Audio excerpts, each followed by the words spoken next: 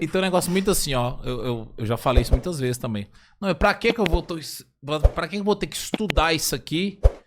Eu vou usar quanto isso aqui? Ainda mais agora com chat GPT, com tudo mais aí. Mas como é que eu posso falar? Cognitivamente. Estimula sinapses neurais.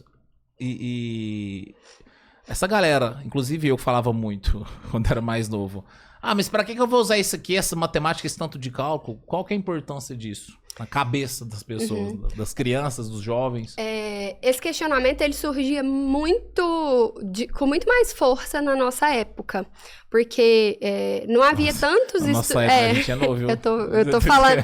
Gente, a gente é velho mesmo, tá tudo bem. Porque a gente não tinha tanto estudo para os profissionais de educação compreenderem, e a nossa geração, ela não demandava tanta curiosidade, porque a gente não tinha acesso a tanta informação quanto a geração de hoje. Então, a aprendizagem, ela não precisava ser tão significativa, tão mão na massa, para a gente entender que aquilo precisava ser estudado. A gente estudava porque a autoridade estava mandando estudar. Hoje não, você precisa explicar por que aquilo é importante ou para que aquilo serve. Mas é fato. Tem coisa que você, a depender do seu ramo profissional, da sua futura atuação, não vai utilizar cotidianamente, né? Às vezes tem conteúdos, por exemplo, eu sou das linguagens, por formação, mas eu trabalho com educação de maneira geral, eu trabalho muito mais com comunicação, né, do que com física. Eu não uso fórmula de física no meu dia a dia. Movimento retilíneo uniforme, né? Eu não vou trabalhar com isso. Mas tem gente que não vai saber nada de orações coordenadas e tá tudo bem. A questão né? Primeiro ponto, hoje a educação exige de nós que os profissionais da educação mostrem para os alunos para que aquilo serve. Então, eu vou trabalhar, por exemplo, pensando no material lá da escola. Todo início de conteúdo, ele vai fazer uma correlação com a atualidade primeiro, antes de entrar na teoria. Por quê? Porque essa correlação com a atualidade já mostra para que serve. Onde é que você aparece no mundo atual? Para que isso é utilizado no mundo atual? E aí, fazer essa conexão já atrai o aluno para o interesse, a aprendizagem, né? Esse é o primeiro ponto. E o segundo, é claro, é o que você acabou de falar. Qualquer conteúdo, qualquer um, né? O seu cérebro, quanto mais exercita, mais ele se desenvolve. É fato. Mesmo que não fique armazenado na sua memória de longo prazo, ele está ativando a de curto prazo, e se você repetir, ele vai armazenar. Fim. Então, estudou. Escova dente todo dia, não vai esquecer como escova dente. É simples. Ou parece simples, né? E assim, pegando...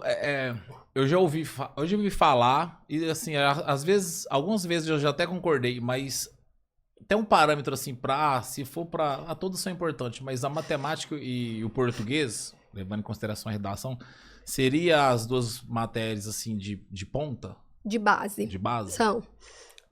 São sim, né? Não há como negar. Português, beleza, você falou toda a estrutura da matemática, eu acho importante, eu gosto disso.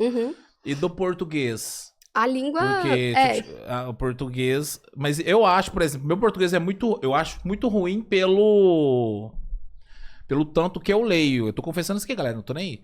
Mas assim, então... Tanto é que quando eu vou conversar com a Jordana, você vai mandar mensagem pra mim, eu tenho até gana. Porque ela manda tudo certinho, bonitinho. E aí, às vezes, eu vou escrever um VC, né? Aí eu tenho que ficar revisando. Eu falei assim, nossa, velho, que trem. Então, assim, e só uma vez um terapeuta, um amigo meu, falou assim, ó, Jefferson, você tá escrevendo, às vezes você pula a palavra porque você tá falando, você fala muito rápido, você tem SPA, que é síndrome do pensamento acelerado. Então você, cara, fica calmo, respira, vai de boa, sem pressa, pra que essa aceleração toda... Porque por mais que você lê e estuda, não adianta. Nem sempre se concretiza, né? Na fala ou na escrita, enfim. Mas a linguagem é uma das bases, sim, né? Quando a gente pensa em língua materna, na língua portuguesa, o estudo da língua materna, que é a nossa língua. Ou outras línguas, por exemplo, né? ela é a base para qualquer tipo de estudo, inclusive para matemática. Eu diria que se eu tivesse uma base, seria a língua portuguesa, mas é claro que as duas subsidiam o universo. Você vai viver no mundo real, você vai fazer compra no supermercado, você vai pagar a conta de luz, você vai entender quanto você gastou naquele mês, você precisa da matemática para viver, né? E a língua é a mesma coisa. É que hoje em dia, o que a gente precisa entender é que a escola, ela precisa estar associada a esse contexto real, de vida, né? Então, muitas vezes, e isso não quer dizer abandonar o estudo da gramática, por exemplo, formal, que ainda é extremamente necessário. Mas é entender a língua dentro de um contexto social. Por isso que o português é importante para quê? Para viver. Porque você vai trabalhar em qualquer lugar, você vai ter que produzir um relatório, você vai ter que oralmente apresentar um projeto, e a língua vai, né, repertoriar tudo isso. Para além de, dentro da escola, você vai interpretar uma prova de história, geografia, física, química, a partir da língua portuguesa.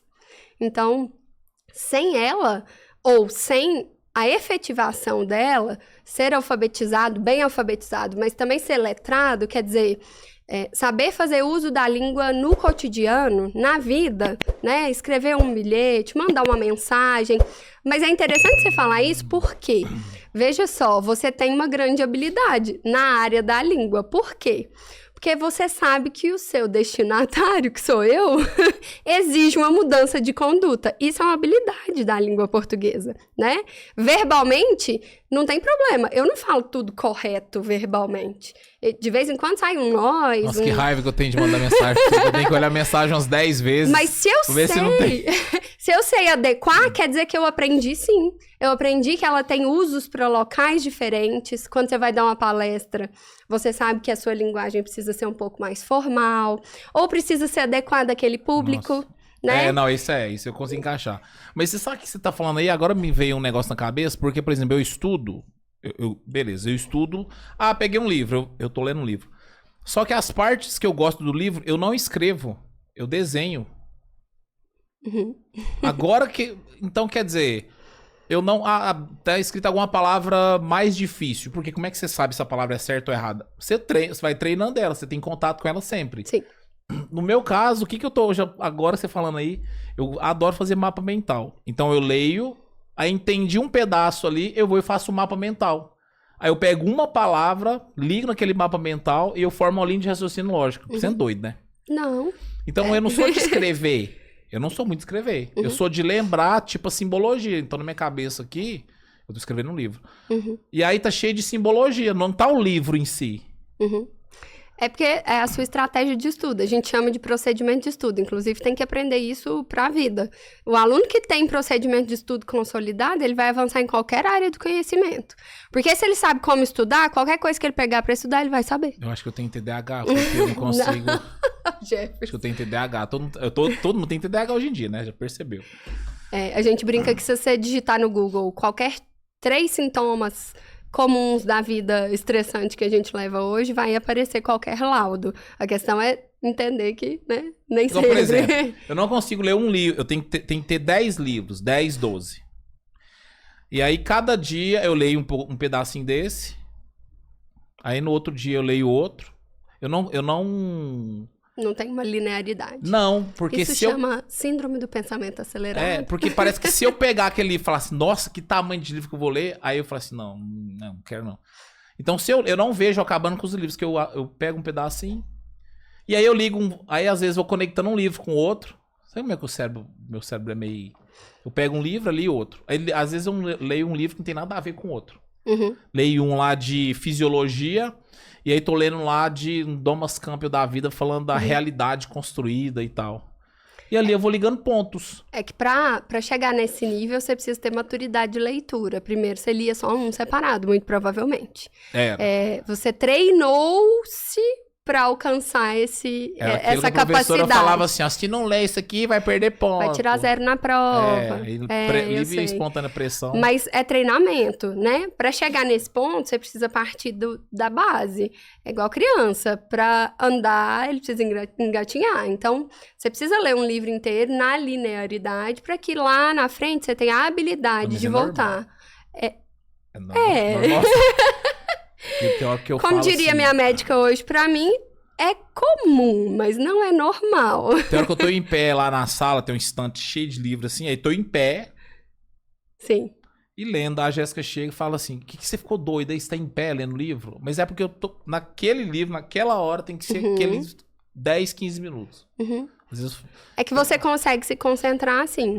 Diferente, por exemplo, daquilo que a gente recomenda na escola para criança e adolescente, de não ter um número tão significativo de focos, porque ele ainda não é treinado para isso, né? Às vezes eu escuto assim, mas eu li numa reportagem de que se estudar ouvindo música, se ler ouvindo música, vai ser mais eficiente. Opa, depende, né? Uma pessoa que ainda não construiu essa habilidade não vai concentrar nenhuma coisa nem outra. E não vai absorver isso com tanta eficiência.